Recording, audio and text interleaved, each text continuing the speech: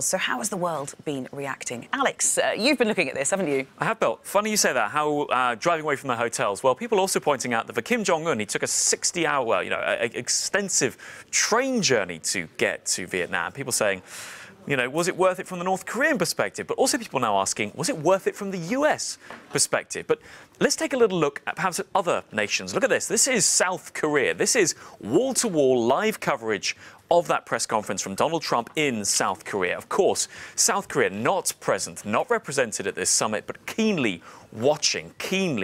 And one of the hopes had been that out of these discussions, there could have been perhaps a four-way nation discussion that would have been planned for the future. But we now know Donald Trump saying he's not committed to any future summit. So, of course, South Korea, Japan, these countries watching things very closely. But what made what made one of the front images, if you like, for the Straits Times of Singapore was this.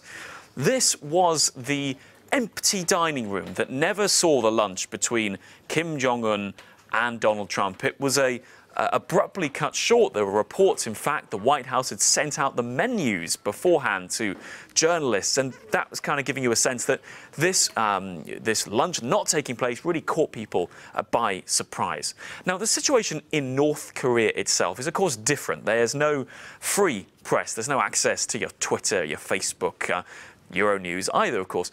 So what are they seeing? Well, one thing that is interesting in all of this is that they've been hearing about it, not in real time as we would understand it, but certainly different to last time. There has not been this big pause until the end, until the summit's wrapping up for them to know. But this was the newspaper today, the state newspaper today, showing that photo op in front of the flags between Kim Jong-un and Donald Trump. This, a tweet from Colin Crooks. He is the British ambassador in North Korea.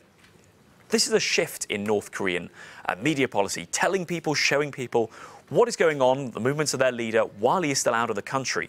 Now, quite how they are going to present the conclusion of this summit with no deal, no agreement is interesting. But already you can see it's being used by the North Korean propaganda machine to give their angle on it. And that's something that Anna Fifield's pointing out here. She's saying, she's actually written a book asking why is Kim Jong-un so keen to talk to Donald Trump? But she's saying these are the photos North Koreans are waking up to see on the front page of their papers this morning.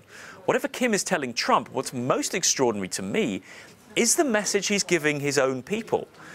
And that is interesting in all this, Belle, isn't it? Of course, we in the West talking and focusing on this, but how this is being viewed, particularly, as we've seen in South Korea, very keenly viewed, but how it'll be interpreted and viewed in North Korea, very interesting in all this as well. So we'll stay in the cube across all the reaction to this as people start questioning whether the summit really was a success, a waste of time, a waste of money, or a step in the right direction.